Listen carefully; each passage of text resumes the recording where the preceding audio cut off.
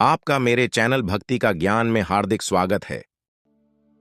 प्रिय भक्तगण, आज हम आपको एक कथा का श्रवण करा रही हूँ जो सुनने मात्र से आपके जीवन में सुख, संपत्ति और धन की वर्षा होगी। तो चलिए कथा को प्रारंभ करते हैं।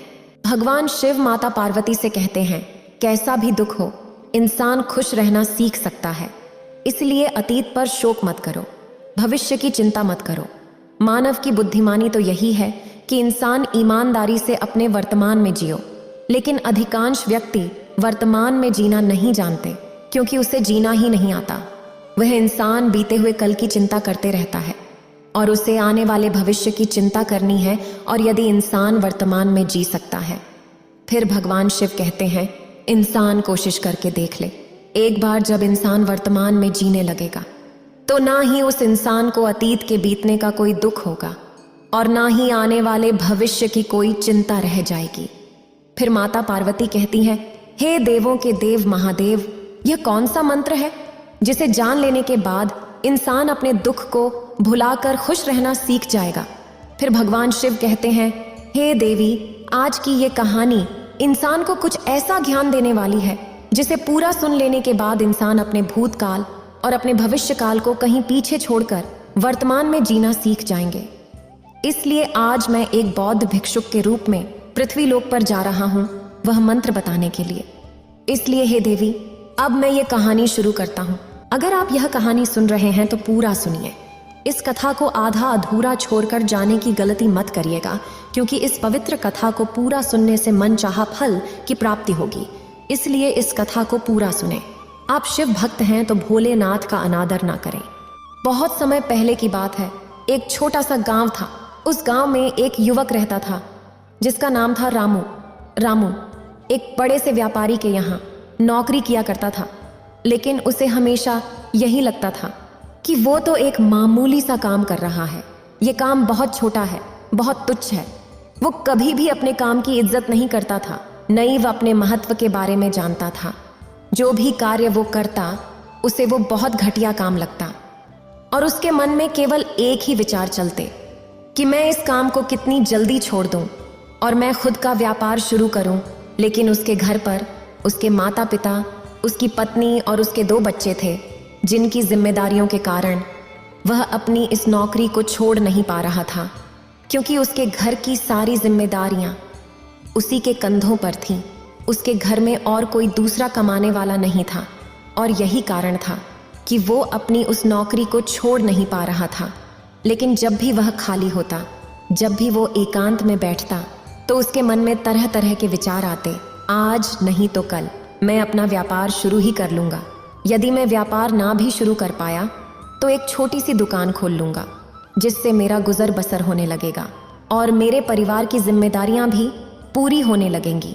इसी प्रकार वो कभी के काम के बारे में तो कभी दूसरे काम के बारे में सोचा करता था। वो हमेशा सोचता, यदि मैं कुछ बड़ा काम करूँगा तभी लोग मेरी इज्जत करेंगे, कभी मेरा सम्मान करेंगे, अन्यथा लोग मुझे यूं ही नाकारा, नाकामयाब समझेंगे। इसलिए जब भी कोई रिश्तेदार, जब भी कोई सगा संबंधी उससे उसके काम के बारे में पूछता, बेटा क्या काम करते हो, तो वो अपने काम को छुपाने का प्रयास करता। वह उसे नज़र चुराता। वो मन ही मन यह सोचा करता, यदि मैंने अपनी छोटी सी नौकरी के बारे में नहीं बता दिया तो ये लोग मेरे बारे में क्या क्या सोचेंगे। इतनी अच्छी पढ़ाई लिखाई करके या छोटी सी मामूली सी नौकरी कर रहा है, इससे अच्छा तो होता कि कोई काम ना करता होता, घर पर बैठा होता। इसलिए जब भी उसे कोई जोर ज़बरदस्ती करके ये पूछने का प्रयास करता कि क्या काम कर रहे हो, तो वह उनसे केवल एक ही बात कहता था, अभी तो मैं काम ढूंढ रहा हूँ, मैं भी काम की तलाश कर रहा हूँ, अभी तक मुझे कोई काम ही नहीं मिला। क्योंकि अपने मन में वह हमेशा एक ही बात सोचा करता था कि अपने काम के बारे में किसी को भी बताना सही नहीं रहेगा, अन्यथा लोग मेरा मजाक उड़ाएंगे, मेरे बारे में न जाने क्या क्या सोचेंगे, न जाने कैसे कैसी बातें करेंगे, जिससे इस समाज में मेरी इज्जत घट जाएगी और लोग मुझे ताने मारेंगे। वह तरह तरह के उलाहने देंगे। इसी प्रकार के विचार उसके मन में हमेशा चलते रहते थे और वो हमेशा बहुत परेशान रहता था। कोई न कोई ऐसा उपाय निकालने की कोशिश में लगा रहता जिससे कि लोग उसका सम्मान करें, उसकी इज्जत करें। जिस कारण वो बहुत तनाव में रहने लगा था, बहुत चिंतित रहने लगा था। और जो नौकरी वो किया करता था, उस नौकरी में उसे अच्छा वेतन मिलता था, जिससे उसका उसके पूरे परिवार का भरण पोषण बहुत आसानी से हो जाता था। लेकिन फिर भी वो अपने आप को बेकार समझता था, नाकारा नालायक समझता था, जिस कारण उसे रातों को नींद नहीं आती थी तो बहुत चिंतित रहता, परेशान रहता। वो अपने आप को हमेशा फालतू समझता था। उसे लगता कि वो इस दुनिया में एक अकेला ऐसा इंसान है जो पूरी तरह से बेकार है, नालायक है, निकम्मा है। और कभी कभी तो उसके मन में आत्महत्या करने के विचार भी उत्पन्न होने लगते थे। लेकिन जैसे तैसे वो खुद को मना लेता और अपने कामों में लग जाता। एक दिन की बातें हैं, वह एक पहाड़ की चट्टान पर बैठकर रो रहा था, बिलख रहा था। तभी वहां से एक बौद्ध भिक्षु गुजर रहे थे जो भगवान शिव थे। उसे रोता देख वो बौद्ध भिक्षु उस व्यक्ति के पास गए और उससे कहने लगे, क्या तुम यहां से कूदकर अपनी जान लेने की सोच रहे हो? तो व्यक्ति कहता है, आपने बिल्कुल ठीक कहा, लेकिन आपको इससे क्या फर्क पड़ता है? मेरा जीवन है, मैं इसके साथ जो चाहूं वह करूं। तभी वो बौद्ध भिक्षु उस व्यक्ति से कहते हैं, तो अभी तक रुके क्यों हो? अगर तुम्हें यह करना ही है तो यहां पर बैठकर रोने से क्या फायदा? इस बात को सुनकर वह व्यक्ति क्रोधित हो जाता है और उन बौद्ध भिक्षु से कहता है, देखिए महाराज, मैं यहाँ जो भी करने आया हूँ वो तो मैं करूँगा ही, लेकिन आपको इसमें दखल अंदाजी करने की कोई ज़रूरत नहीं। इतना कहते ही वो व्यक्ति फूट फूट कर रोने लगता है। तभी बौद्ध भिक्षु उस व्यक्ति से कहते हैं, अच्छा ये बताओ, क्या तुम सब कुछ छोड़ आए हो? क्या तुम अपने साथ कुछ लाए भी हो? तभी वह व्यक्ति उस बौद्ध भिक्षु के इस सवाल का जवाब देते हुए कहता है, मैं सब छोड़ आया हूँ, मेरे पास कुछ नहीं है, ना ही मेरे पास खोने के लिए कुछ है, तो फिर भला मैं जीकर क्या करूँगा?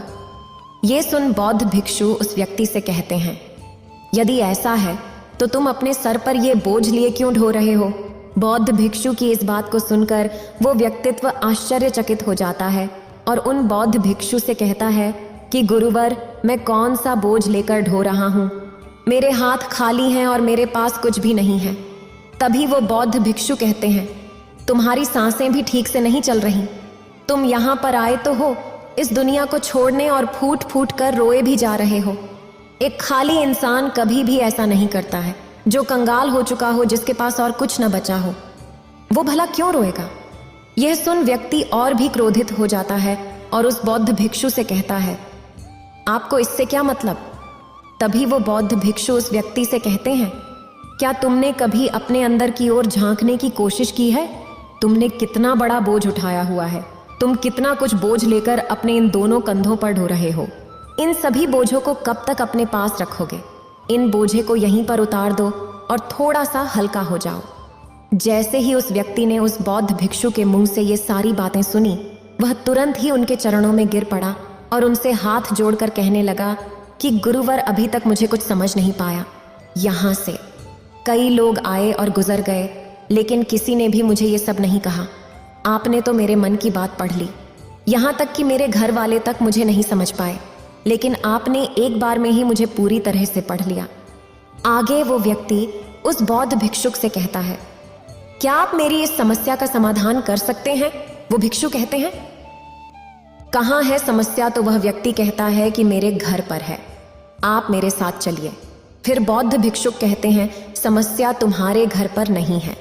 वो व्यक्ति कहता है, नहीं नहीं गुरुवर, समस्या मेरे घर पर ही है, आप एक बार मेरे साथ चलकर तो देखिए।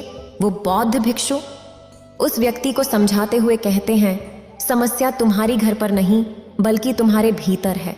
क्या तुमने कभी अपने भीतर झांकने की कोशिश की है? सारी समस्याएं तुम्हारे भीतर हैं। जब तक तुम उनका समाधान नहीं करोगे, तब तक तुम्हें हर जगह हर समय केवल समस्या ही नजर आएंगी।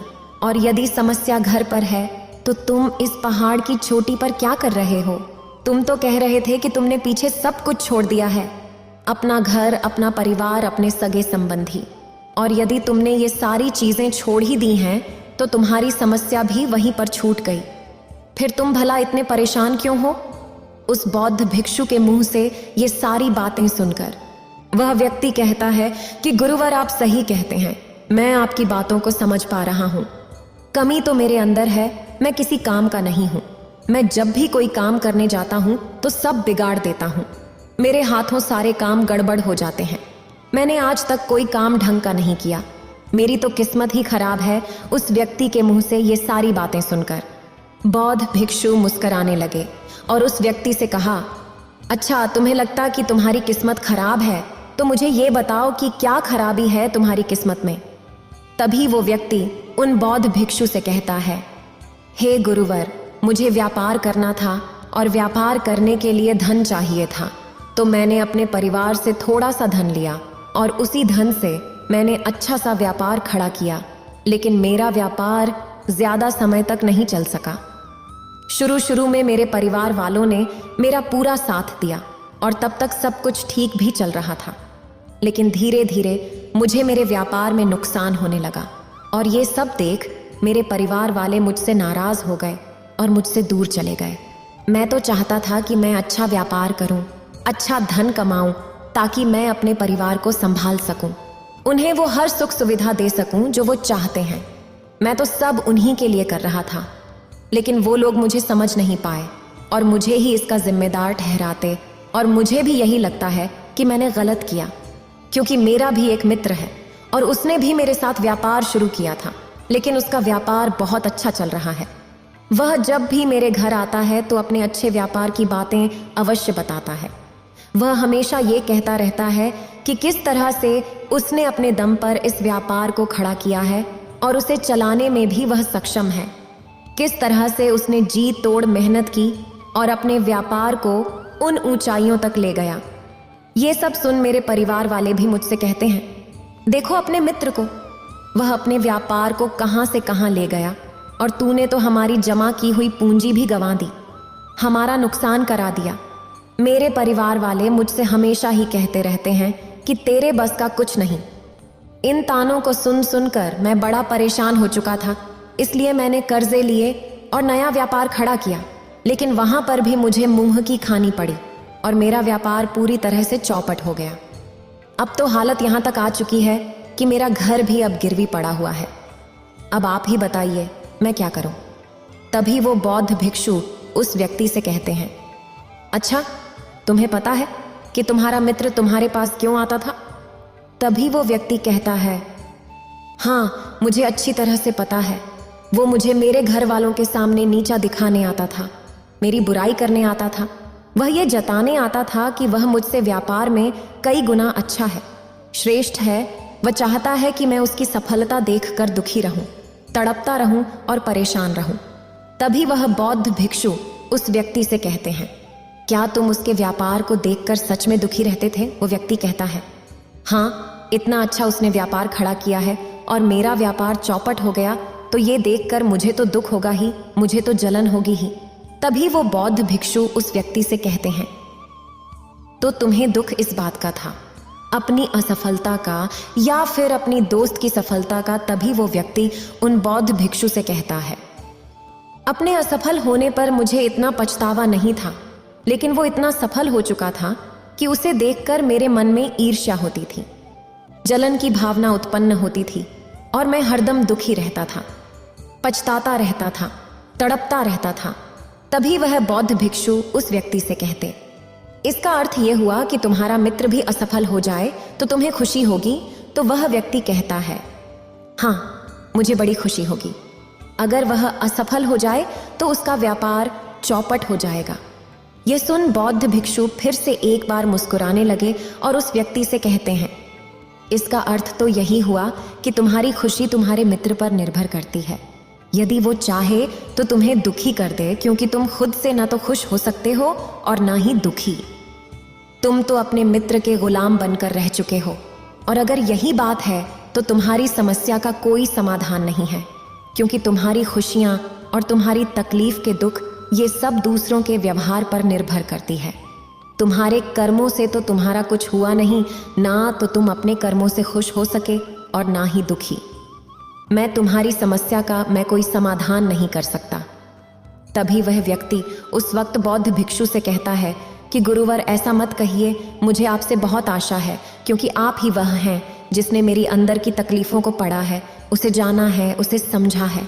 आपसे मैं विनती करता हूँ कि मेरी इस समस्या का समाधान मुझे बताइए। तभी वह बौद्ध भिक्षु उस व्यक्ति से कहते हैं, जब हम दूसरों से आशा बांध लेते हैं तब हम दूसरों पर पूरी तरह से निर्भर हो जाते हैं। अगर मैं तुम्हें कोई भी रास्ता ना बताऊं तो मैं तुम्हें तुम्हारी समस्या का समाधान ना दूं तो तुम इसी तरह से दुखी रहोगे, रोते रहोगे, बिलखते रहोगे। और अगर मैं तुम्हें कोई रास्ता बता दूं, तुम्हें कोई समाधान बता ही दूं तो हो सकता है कि तुम्हें कुछ मिल जाए।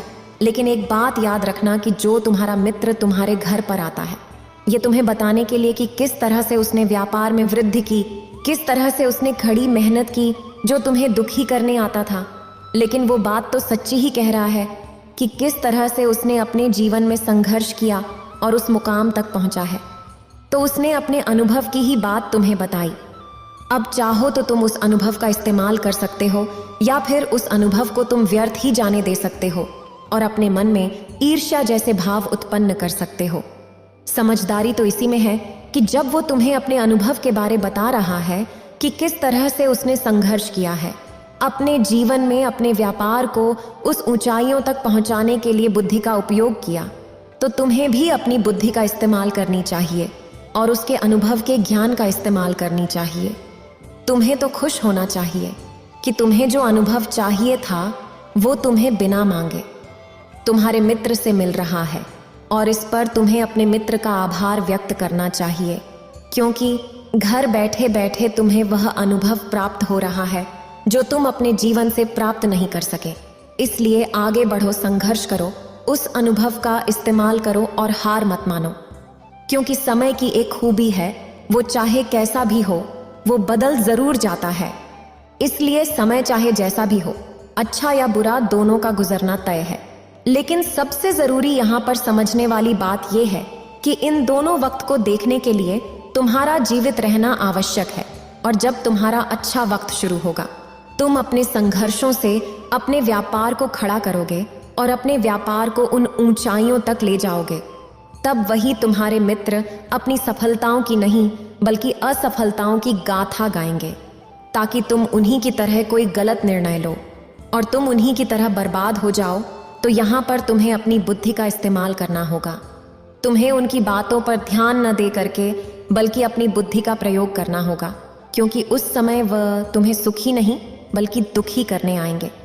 क्योंकि उसे भी तो मैं दुखी देखकर उतना ही मजा आएगा जितना कि तुम्हें उसे दुखी देखकर आएगा।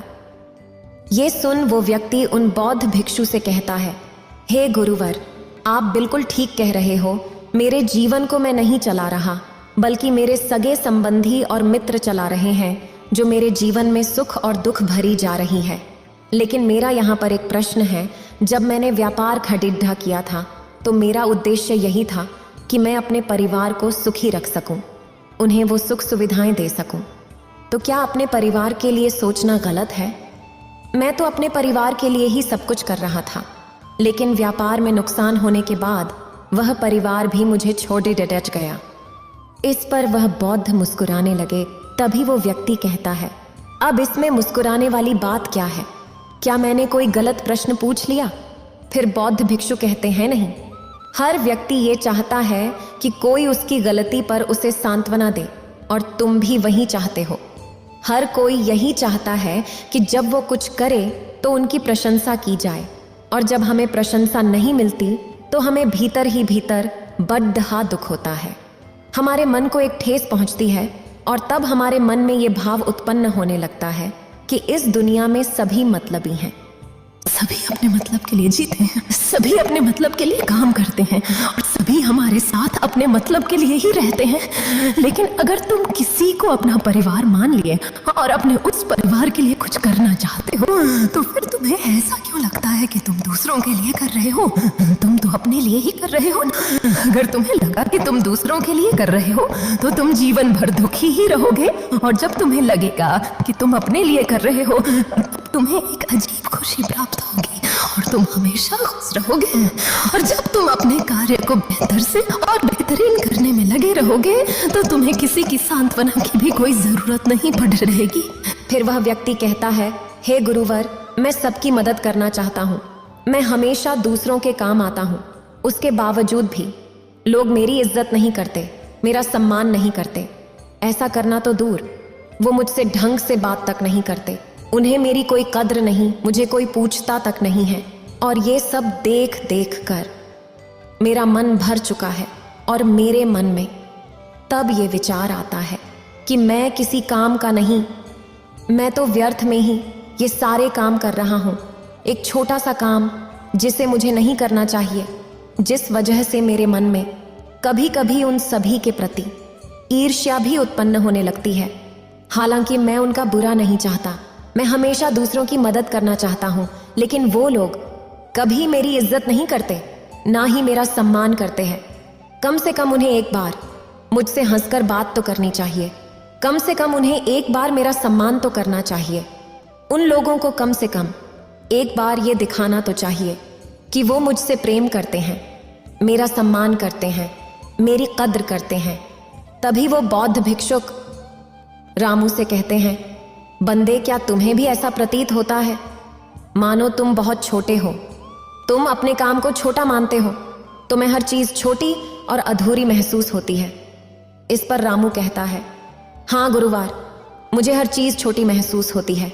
मुझे लगता है कि ये कार्य मेरे लिए बहुत छोटा है, मुझे ये सब नहीं करना चाहिए। मुझे लगता है कि लोगों को मेरा मान सम्मान करना चाहिए, लेकिन वे लोग मेरी कदर तक नहीं करते, मुझे पूछने तक नहीं। आगे रामू उन बौद्ध भिक्षु से कहता है, हे गुरुवर, क्या ऐसा कोई उपाय है, क्या ऐसा कोई तरीका है जिससे लोग मेरी इज्जत करें, मेरा मान सम्मान करें, और इस समाज में मैं दूसरों के बीच, अपने परिवार के बीच अपनी महत्वता को बढ़ा सकूं? ऐसा कोई तो तरीका होगा, ऐसा कोई उपाय होगा। इस पर बौद्ध भिक्षु मुस्कुराने लगे और रामू को जवाब देते हुए कहते हैं, बंदे, जब तक तुम खुद को नहीं समझोगे, खुद को नहीं जानोगे और खुद का सम्मान करना नहीं सीखोगे, तब तक लोग तुम्हारी कदर नहीं करेंगे। जब तक तुम खुद को ही छोटा मानोगे, तब तक भला तुम्हें कोई दूसरा कैसे बड़ा मान सकता है? आगे वह बौद्ध भिक्षु रामू से कहते हैं, बंदे, अभी कुछ देर पहले मैंने तुमसे भिक्षा मांगी थी। ऐसा नहीं है कि हर द्वार से हमें भिक्षा मिल ही जाती है, कुछ द्वार पर तो हमें यूं ही खाली हाथ लौटना पड़ता है, लेकिन हमें जो कुछ भी मिलता है उसके लिए हमारे मन में धन्यवाद की भावना होती है। धन्यवाद का भाव होता है जिससे हम खुद को सम्मान दे पाते, दूसरों के प्रति प्रेम सिखा पाते हैं। किंतु जब तक हम खुद को कोसते रहेंगे, खुद को नीचा दिखाते रहेंगे, तब तक हम कभी प्रेम नहीं कर सकते। जब हम खुद की ही इज्जत नहीं करते, तो भला लोग हमारी इज्जत क्यों करेंगे? जब हम खुद से ही प्रेम नहीं कर सकते, तो लोग हमसे प्रेम क्यों करेंगे? तभी रामू उन बौद्ध भिक्षुओं की बात काटते हुए कहता है, परंतु हे गुरुवर, मैं तो एक तुच्छ काम करता हूं, और इस तुच्छ काम में मैं अपने आप को कैसे बड़ा मान सकता हूं? इस छोटे से काम में मैं खुद को कैसे संतुष्ट कर सकता हूं? मैं कैसे एक छोटे से छोटे काम के लिए अपने मन में एक धन्यवाद का भाव पैदा कर सकता हूं? भला यह सब कैसे संभव होगा अगर मैं अपने आप को पसंद ही न करता हूं, अपने काम को पसंद ही न करता हूं? तभी वह बौद्ध भिक्षु रामू से कहते हैं, बंदे, तुम सड़क पर बैठे उस भिखारी को देख सकते हो? इस पर रामू कहता है, हाँ गुरुवर, मैं उसे देख पा रहा हूँ, फटे हाल दर दर भटकता हुआ। वो भिखारी कितना लाचार है जो उसे इस तरह से भीख मांगनी पड़ रही है। तभी तो बौद्ध भिक्षु कहते हैं, क्या तुम इसे अच्छे हालात में नहीं हो? क्या उसके पास वो सब है जो तुम्हारे पास है? तभी रामू कहता है, नहीं गुरुवर, ये तो उसके पास मेरी जैसी नौकरी होती तो वह भी अच्छा खासा कमा रहा होता और अपने परिवार का भरण पोषण कर रहा होता।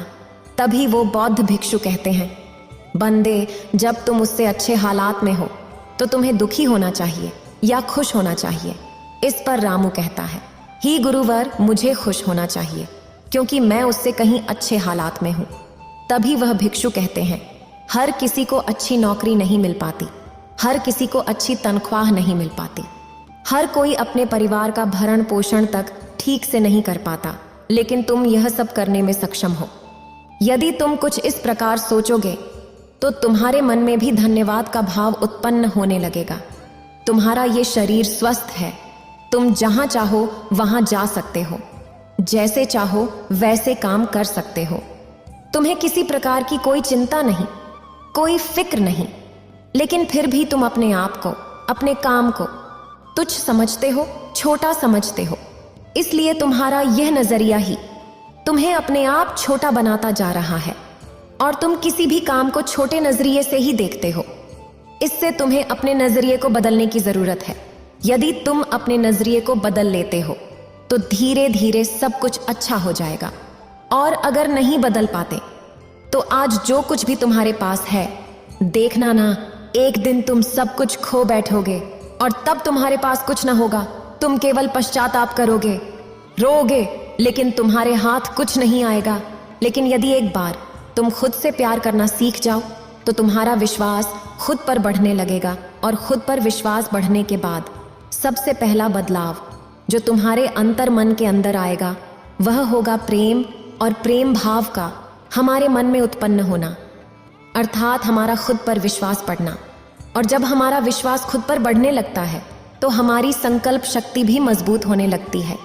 आगे वो बौद्ध भिक्षु रामू से कहते हैं कि तुमने कभी किसी नेता को देखा है, कोई ऐसा नेता जो भी काम हाथ में लेता है उसे वो पूरा करके ही दम लेता है, भले ही उस काम के लिए उसकी कितनी भी निंदा क्यों ना की जाए, लोग उसके खिलाफ ही क्यों ना खड़े हो जाएं, लेकिन वह तब तक नहीं रुकता जब तक कि वो उस काम को पूरा ना कर ले। यदि वो किसी अच्छे कार्य में जुटा है तो लोग खुद ब खुद उसकी इज्जत करेंगे, उसका सम्मान करेंगे और लोग उसके साथ जुड़ते चले जाएंगे, जिससे उसका एक अलग ही महत्व बन जाएगा। लोग उसकी वैल्यू भी करेंगे। ठीक उसी प्रकार तुम्हें भी अपने जीवन में जिस भी काम को अपने हाथ में लेना है उसे सही ढंग से और सही तरीके से पूरा करना है, और तब तक तुम्हें रुकना नहीं है जब तक कि तुम उस काम को पूरा न कर लो। यदि तुम ऐसा करते हो तो तुम्हें लोग देखेंगे, तुम पर ध्यान देंगे, और सब लोग तो वे इस बात से जाने लगेंगे कि व्यक्ति जो भी काम अपने हाथ में लेता है उसे पूरा करके ही दम लेता है, जिससे लोगों की नज़रों में तुम्हारा मान सम्मान, तुम्हारी वैल्यू बनने लगेगी। लोग तुम्हारी कदर भी करेंगे। आगे वो बौद्ध भिक्षु रामू को अगला तरीका बताते हुए कहते हैं, जब हम दूसरों के काम आते हैं, दूसरों की मदद करते हैं, तो इससे भी लोगों के बीच हमारी महत्वता बढ़ जाती है, जो बहुत अच्छी बात है। लेकिन मैं तुम्हें सावधान कर देता हूँ, हर समय अगर आप किसी के लिए मौजूद रहेंगे तो आपकी ज़रूरत नहीं पड़ेगी, कोई आपको गंभीरता से नहीं लेगा, और तब तुम्हारा फायदा उठाने वाले तुम्हारे इर्द गिर्द घूमते नजर आएंगे, तुमसे अपना काम निकलवाएंगे, और जब उनका काम खत्म हो जाएगा तो वो तुम्हें यूं ही छोड़ देंगे, जिससे तुम्हारे मन को ठेस पहुंचेगी, तुम्हें तकलीफ पहुंचेगी और तुम्हें लगेगा कि दुनिया बहुत बेकार है। यहाँ पर रहने वाले लोग केवल मतलबी हैं, अपने मतलब के लिए सोचते हैं। इसलिए मैं तुम्हें सावधान करना चाहता हूँ कि हर समय उपलब्ध मत रहो। हाँ, जो हमारे करीबी हैं, बहुत खास हैं, तो उनके साथ खड़े हो सकते हो, तो उनके लिए मौजूद रह सकते हो, लेकिन दूसरों को अपनी ज़रूरत का एहसास कराना ज़रूरी है। जब भी कोई ऐसा काम करे जिसका मेन तुम माहिर हो, तो उसका मेन उन्हें तुम्हारी कमी महसूस होनी चाहिए।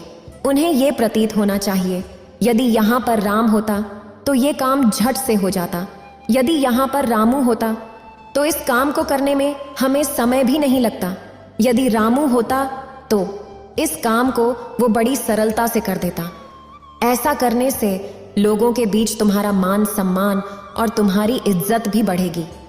आगे वो बौद्ध भिक्षु रामू से अगली बात बताते हुए कहते हैं, अपना काम पूरा होने से पहले कभी भी उसके बारे में किसी को न बताना, वरना तो तुम मजाक के पात्र ही बन के रह जाओगे। कुछ लोग काम पूरा होने से पहले ही ढिंढोरा पीट देते हैं, हाँकने लगते हैं, और कुछ लोगों की तो आदत होती है कि वो काम करने से पहले ही लंबी लंबी फेंकते हैं, भले ही उस काम को करने में सक्षम हो या न हो, भले उस काम को वो शुरू तक ना करें, जिस कारण बाद में उन्हें शर्मिंदा होना पड़ता है। लोग उनका मजाक बनाते हैं, उनकी निंदा करते हैं, और ऐसे लोगों को कोई गंभीरता से नहीं लेता, ना ही इनकी कोई इज्जत करता है, ना ही इनका कोई सम्मान करता है, क्योंकि तुम भी ऐसा करोगे तो तुम्हें भी कोई गंभीरता से नहीं लेगा। इसलिए चुप रहकर अपने काम को निरंतर करते जाओ, और आपकी निरंतरता ही आपको अपनी लक्ष्य तक पहुंचा देगी। और जब एक दिन आप अपने लक्ष्य पर पहुंच जाओगे, उसके बाद लोगों को खुद पता चल जाएगा कि आपने क्या किया है और लोग आपकी इज्जत करेंगे, आपका सम्मान करेंगे। आगे वो बौद्ध भिक्षु रामू को अगला तरीका बताते हुए कहते हैं, अपने मन की झिझक को दूर करना सीखो। हम में से अधिकांश लोगों की आदत होती है कि वो दूसरों से बात करने में झिझकते हैं, या फिर उन्हें कोई नया काम दे दिया जाए, या फिर उन्हें कहीं जाने के लिए कह दिया जाए तो उनके मन में जो आत्मविश्वास होता है वो बहुत कम होता है, जिस कारण को लोगों से बात करने में झिझकते हैं, डरते हैं, और इसी कारण वश वो अपने जीवन में कुछ नया और कुछ अलग नहीं कर पाते। यदि आपके मन में भी ऐसी ही झिझक है, ऐसे ही आत्मविश्वास की कमी है, तो आपको सबसे पहले तो इस झिझक से, अपने आत्मविश्वास की कमी से लड़ना होगा, इसका सामना करना होगा। जैसे कि मान लो यदि आपको किसी अनजान व्यक्ति से बात करने में झिझक होती है, तो आपको आज से जब भी कोई अनजान व्यक्ति मिले तो उससे जबरदस्ती बात करने का प्रयास करना चाहिए, बात करने का अभिनय करना चाहिए, और अभिनय करते करते एक दिन आप उनसे बेझिझक बात करने लग जाएंगे। आप किसी भी अनजान व्यक्ति से बेधड़क बात कर पाएंगे, मानो ऐसा लगेगा ही नहीं कि आपने कभी मिलने तक नहीं, और ये आपकी पहली मुलाकात है। और जब आपके अंदर ये आत्मविश्वास जग जाएगा या आत्मविश्वास बढ़ जाएगा, तो जब भी आप लोगों के सामने अपनी बात रखेंगे तो वह साफ और स्पष्ट तौर पर रख पाएंगे, जिससे लोगों को आपकी बात साफ और स्पष्ट तौर पर समझ में आएगी और लोग आपकी बातों से सहमत होंगे। आगे वह बौद्ध भिक्षु रामू को अगला तरीका बताते हुए कहते हैं, रामू मेरी एक बात याद रखना, तुम चाहे कितने भी भौतिक सुख पालो, लेकिन घमंड कभी न करना, क्योंकि घमंड की तलवार ऐसी है, इसकी धार इतनी तेज है कि कब तुम्हारी गर्दन कट जाएगी तुम्हें पता तक नहीं चल पाएगा। हम में से अधिकांश लोग उपलब्धियां हासिल करने के बाद कुछ लोगों को ये बुखार हो जाता है, कुछ लोगों को ये घमंड हो जाता है कि उनसे सर्वश्रेष्ठ और कोई है ही नहीं। वो जो कुछ कर रहे हैं वही सही है और बाकी जो कर रहे हैं वो गलत है। जैसी वो बातें करते हैं वो सही है, जैसे वो कपड़े पहनते हैं, जो वो काम करते हैं वो सब कुछ सही है और बाकी सब गलत है। जिस कारण आप लोगों की कदर करना भूल जाते हैं, लोगों की इज्जत करना भूल जाते हैं। आपके सामने यदि आपसे कोई अधिक जानता है, आपसे अधिक कोई उपलब्धि हासिल करने वाला व्यक्ति भी आपके सामने खड़ा हो, तो आप उसे कभी कुछ सीख नहीं सकते, बल्कि आप उसकी निंदा करेंगे, उसका अपमान करेंगे। इसलिए जब भी हम अपने जीवन में कोई नई उपलब्धियां हासिल करते हैं जो आसान नहीं होती, तो हमारे मन में यह घमंड भी पनपने लगता है।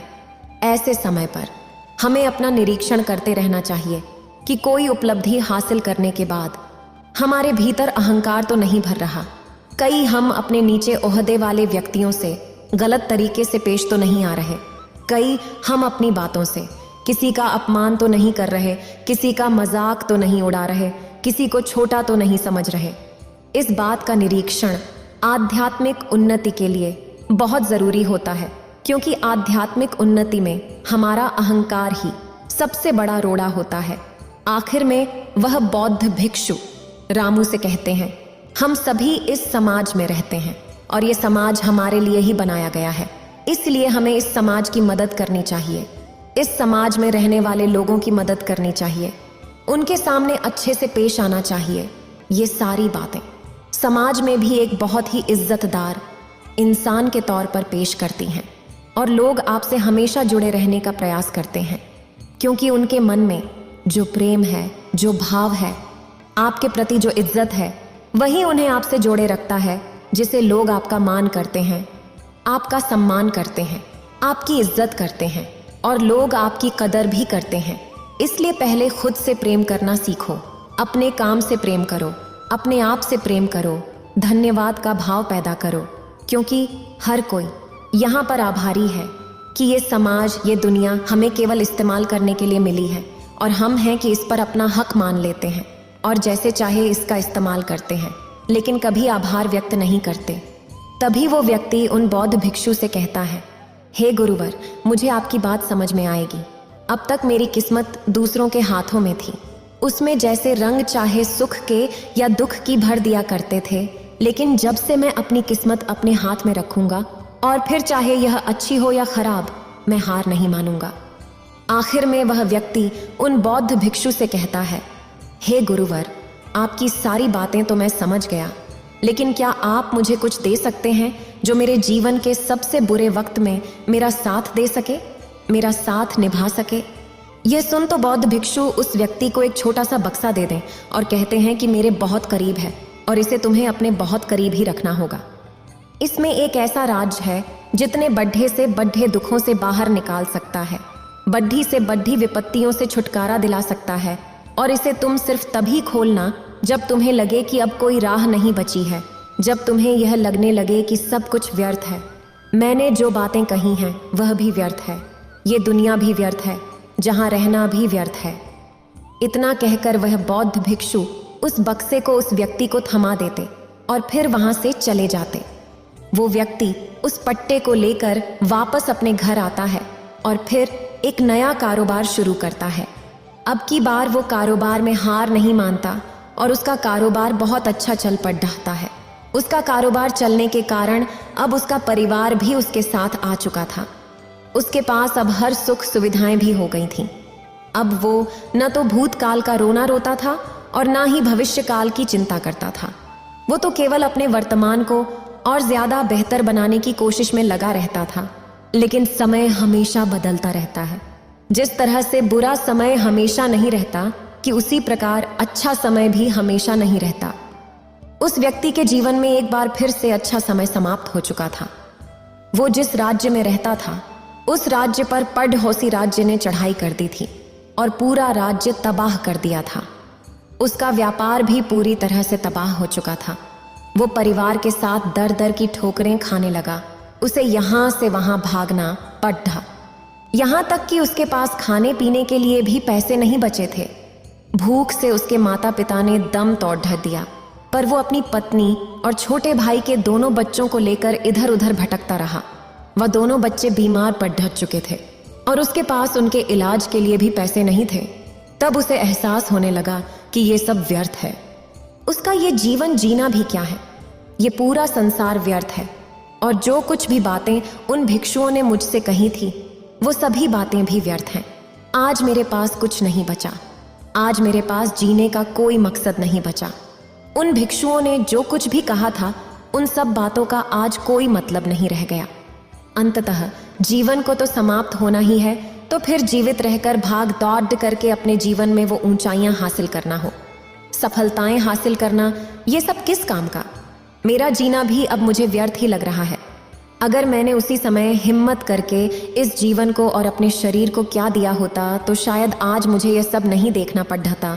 वह पूरी तरह से निराश हो चुका था, अंदर से पूरी तरह से टूट चुका था। वह सब सोच रहा था कि तभी उसकी नजर उस बक्से पर पड़ी जो उसे उन बौद्ध भिक्षुओं ने दिया था। उस बक्से में एक पर्ची थी जिस पर यह लिखा था कि आपकी नई जिंदगी की शुरुआत कहीं से भी हो सकती है। आपके पास सोने का सिक्का हो या ना हो, लेकिन आपके पास वो हिम्मत तो है, तो कुछ न कुछ अवश्य ही कर लेंगे। उस पर्ची को पढ़ने के बाद उस व्यक्ति के मन में एक बार आशा की फिर से वह लहर दौड़ उठी और उसने फिर से वो हिम्मत बांधी ताकि वो अपने जीवन में फिर से उन ऊंचाइयों को हासिल कर सके।